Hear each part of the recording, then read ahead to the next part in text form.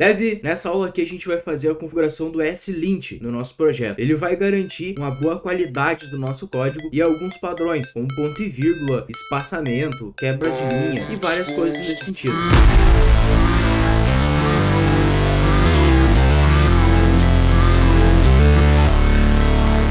Olá Dev, seja muito bem-vindo a mais uma aula do nosso curso de API REST em Node.js e TypeScript. Cara, nessa aula aqui a gente vai configurar então o ESLint no nosso projeto. Eu gosto muito de utilizar o ESLint nos projetos porque ele ajuda a manter uma boa consistência no nosso código. Ele é bem versátil, a gente consegue configurar ele para ele respeitar diferentes regras ou respeitar as mesmas regras de formas diferentes, para a gente conseguir manter uma boa coerência no nosso código. Então, principalmente quando está em times maiores, né, que tem várias pessoas trabalhando no mesmo projeto e pessoas com perspectivas diferentes de como fazer um código, é interessante que tu use ferramentas como essa para garantir que todo mundo no time, as pessoas respeitem, né, aquela qualidade, ou usa o ponto e vírgula ou não usa o ponto e vírgula, faz os importes de um jeito ou de outro, ou escreve uma coisa de um jeito, enfim, para garantir a consistência do código entre diferentes componentes feitos por diferentes pessoas. Então, Dev, se tu já conhece o padrão do meu conteúdo aqui nesse canal, eu te peço agora, dá um like nesse vídeo, e se não for inscrito ainda nesse canal, aproveita e se inscreve, porque dessa forma tu não vai perder os próximos conteúdos aí que eu for lançando e os próximos cursos, né, aqui no YouTube. E claro, dá um like nesse vídeo aqui porque ajuda o YouTube a entender que o que a gente está fazendo aqui não é algo sem sentido e que na verdade é algo que contribui bastante para o conhecimento das pessoas. Então ele vai divulgar muito mais esse vídeo, vai divulgar muito mais os meus conteúdos, beleza? Então conto contigo aí para me ajudar nesse sentido. Mas beleza, sem mais delongas, vamos lá, vamos começar a ajustar o nosso projeto a desenvolver aqui. Dev, o YouTube acabou de liberar para mim uma função que é o botão de valeu demais. Então, se tu estiver gostando desse conteúdo, se esse curso aqui de alguma forma tá te agregando, considere a nos ajudar a manter a qualidade desses vídeos e quem sabe melhorar ainda mais. Bom, na aula passada a gente tinha começado, né, o projeto configurado ali a primeira chamada get e tudo mais, né, criado o repositório no GitHub. Só que, olha só uma coisa interessante, eu acabei notando aqui que eu acabei criando o nome da pasta do nosso projeto com o TypeScript, né, o nome do TypeScript sem o T. Então, eu vou renomear isso aqui nessa pasta, e até aí tudo bem, a gente consegue reabrir a pasta aqui no Visual Studio Code, né?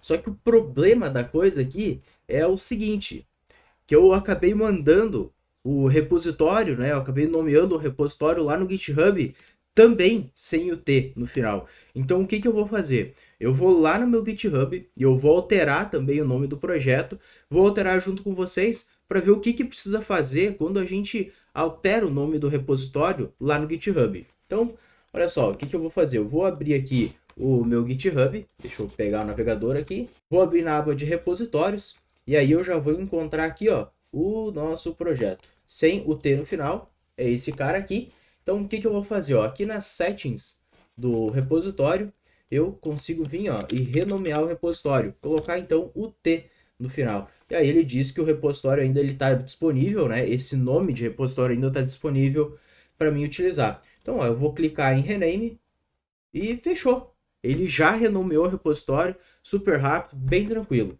Só que aí tem umas questões, né? Tem algumas coisinhas que vai acabar dando problema por a gente ter renomeado esse repositório aqui. Então, como o nome do repositório está diferente, a URL dele aqui em cima vai estar diferente também. Eu já vou colocar a URL correta para vocês ali na descrição do vídeo, para vocês acessar o repositório. Beleza, então, agora que a gente tem o nome do nosso repositório alterado, eu vou voltar para o assunto original dessa aula aqui, que é a instalação do ESLint no nosso projeto. Para a gente instalar e configurar o ESLint aqui de forma correta, dentro do TypeScript, Node, tudo e tal, aqui no terminal, então, eu vou fazer o npx ESLint --init. Isso aqui vai ser o suficiente para a gente poder utilizar a própria ferramenta do ESLint para a gente instalar todos os pacotes necessários aqui dentro do nosso projeto para o ESLint funcionar perfeitamente. Então, ó, vou teclar Enter, ele vai começar a me perguntar umas coisas, eu vou dizer que eu quero continuar, E aí, ó, ele já vai me perguntar, então, como que eu gostaria de utilizar o SLint? Somente para checar a sintaxe? Ou para checar a sintaxe e encontrar problemas? Ou então ainda, checar a sintaxe, encontrar problemas e forçar um estilo de código?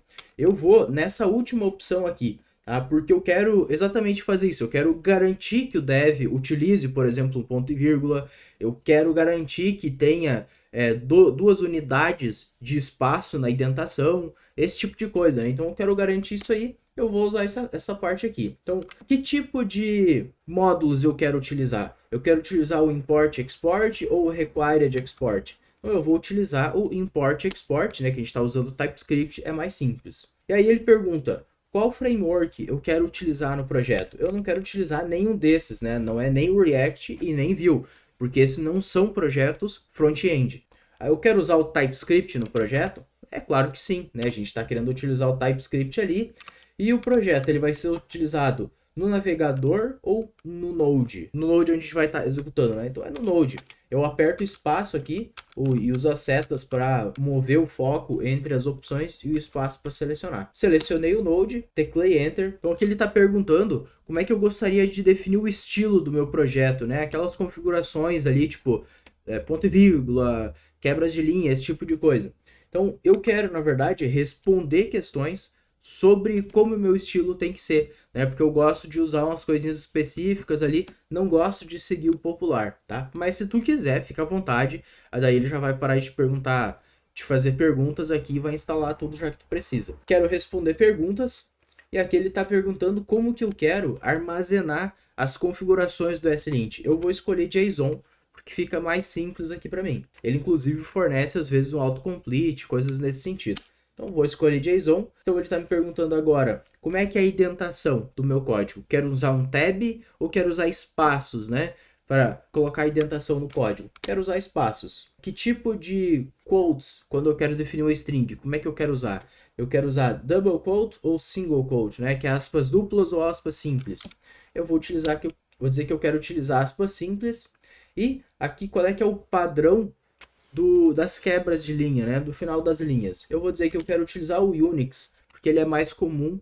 E quando a gente roda, por exemplo, o nosso código através de uma pipeline, alguma coisa assim, a pipeline ela vai estar rodando no Unix, né? Então, para não ficar dando problemas ou qualquer coisa nesse sentido, é bom a gente utilizar o Unix. Eu quero que seja obrigatório utilizar ponto e vírgula, então eu vou dizer que sim, porque eu quero utilizar. E agora que ele está sugerindo algumas bibliotecas, né, alguns pacotes do ESLint para ele funcionar corretamente. Ou seja, de todas essas perguntas que a gente respondeu, ele descobriu que a gente precisa destes pacotes aqui para funcionar corretamente o ESLint. Então vou dizer que sim, eu quero instalar as bibliotecas e aqui eu vou dizer que eu estou utilizando o Yarn, tá? Tu pode dizer que está usando o npm aí se for o teu caso. Então vou só esperar ele terminar de instalar e aí a gente segue em frente aqui.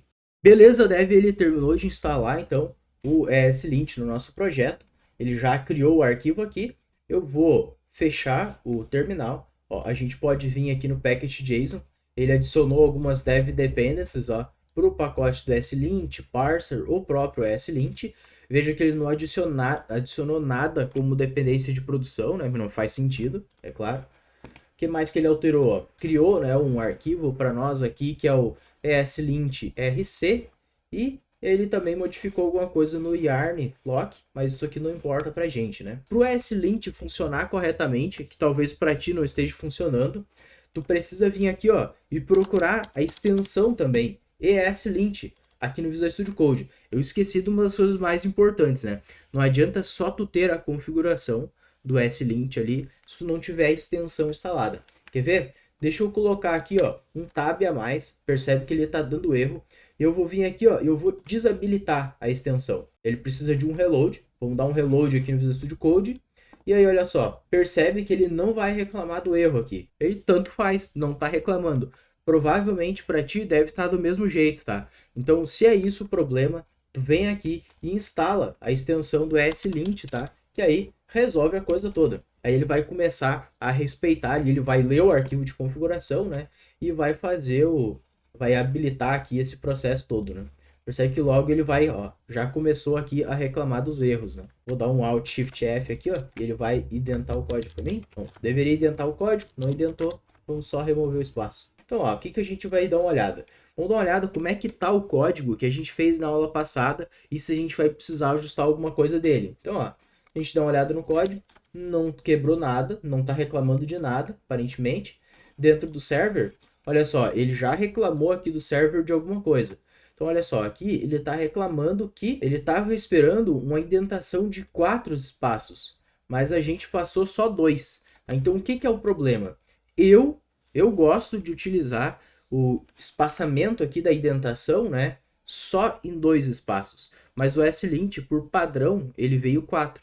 Então, se tu quiser modificar isso também, basta a gente vir aqui, ó, nesse ESLint RC, que é o arquivo de configurações dele, e aí aqui, ó, a gente vai ter rules, aqui na linha 18, e tem o identity. E aí é um erro se não for 4 espaços. Então eu vou trocar isso aqui, ó, para 2. E aí eu já vou dar um Alt Shift F. Deixa eu ver se ele já troca. Não, ainda não troca, porque ele tá aqui salvo, né? Então vou dizer que aqui ele tem que usar 2 espaços também. Aí ele já identa para nós e não vai reclamar de erros. Se eu voltar aqui, ó, percebe que ele já parou de reclamar de erro, né? Uma outra coisa aqui que eu já vou agilizar o processo aqui, já vou fazer para nós, vai ser um errinho que a gente vai acabar tendo ali ao decorrer do tempo, que é o seguinte, ó, eu vou criar uma interface de teste, por exemplo, e eu não vou colocar nenhum conteúdo dentro dela. Por quê? Porque ao decorrer do projeto, a gente vai acabar criando essa interface e a gente vai usar algo chamado extends nela, para a gente estender essa interface de outra interface, né? Então, de outra coisa dentro do nosso projeto. Só que aí, olha só, o ESLint vai reclamar de empty interface, né? Que uma interface vazia ela é equivalente a um objeto vazio. Então, não tem por que a gente ter interface. Mas, na verdade, a gente ia estar estendendo a interface de outra coisa e tal. Então, para resolver isso aqui, e lá na frente a gente não ter esses problemas, tá? Eu vou apagar, ou melhor, eu vou deixar isso aqui para a gente ver se corrigiu, né? Aqui ainda no SLint RC, eu vou adicionar uma nova regra aqui, que é a seguinte. Percebe que ele inclusive dá sugestões para nós aqui de várias coisas, né? Isso aqui é bem interessante do JSON. No JavaScript eu acho que ele não fica sugerindo assim. A regra que eu vou colocar aqui vai ser arroba... Ah, ele não vai encontrar aqui, ó. Vai ser mais fácil a gente vir aqui, ó. Qual é que é a regra que ele está reclamando? Ele está reclamando, ó, dessa regra aqui. Então, para copiar ela, já que isso aqui é um link, eu não estou conseguindo copiar, eu vou fazer um kick fix. Não, não resolve com kick fix. Vamos ter que dar um jeito de copiar isso aqui, ó. Deixa eu vir assim. Será que eu consigo assim? É, assim foi, ó. Vou copiar isso, vou vir aqui dentro e vou colar, ó. Então, é arroba TypeScript slint no empty interfaces. Eu vou dizer que esse erro aqui, ele vai estar off. Então, eu desativo esse erro de interfaces vazias. E aí, ó, percebe que ele já parou de reclamar. Aqui ele só está reclamando porque a interface não está sendo utilizada. Mas esse problema aí não tem como a gente resolver. Quer dizer, até tem como a gente resolver, mas nós não vamos resolver porque a gente vai utilizar as interfaces, né? Lá na frente. Então não tem problemas.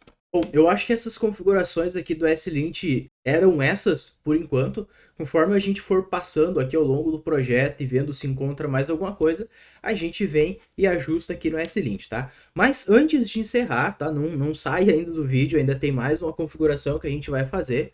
É o seguinte, tá? A gente vai utilizar aqui no Visual Studio Code um carinha chamado editor config, tá? É um arquivo de configuração do próprio Visual Studio Code, né, que tem uma extensão ali, que ele vai nos ajudar a forçar um pouquinho melhor algumas configuraçõezinhas, ok? Então, deixa eu te mostrar ali, tá?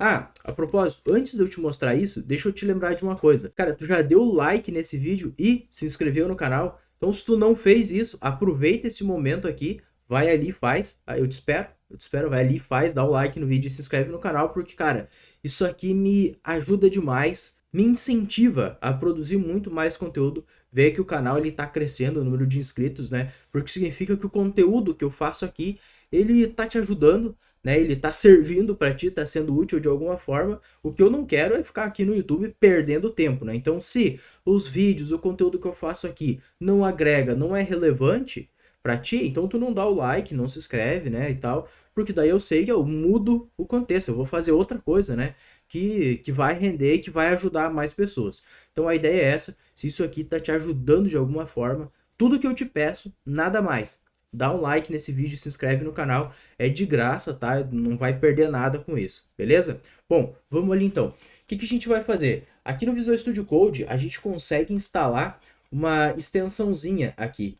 Então eu vou procurar aqui editor, ó, editor config. Essa extensão aqui, eu já tenho ela instalado, tá? Tu pode instalar aí, ela é bem tranquila, é bem leve, não vai pesar nada no teu Visual Studio Code. Na pasta root do nosso projeto, botão direito, e aí ó, tu vai ter a opção habilitada aqui embaixo, depois que tu instalou o editor config, que é generate.editorconfig. Vou gerar esse arquivo e a gente entra aqui dentro, ó, percebe que ele tem o identity size de 2 e o LF, o end offline, né, com LF, UTF-8. Aqui, ó, tu pode fazer com que ele te force a utilizar, por exemplo, finais de, tipo, uma linha em branco no final de todos os arquivos, se tu quiser. Eu prefiro deixar falso, mas eu até uso, só que ele é muito chato, porque às vezes quando tu deixa o cursor no final da linha, ele te sacaneia ali, ele fica quebrando o código que tu tá digitando. Então eu deixo falso,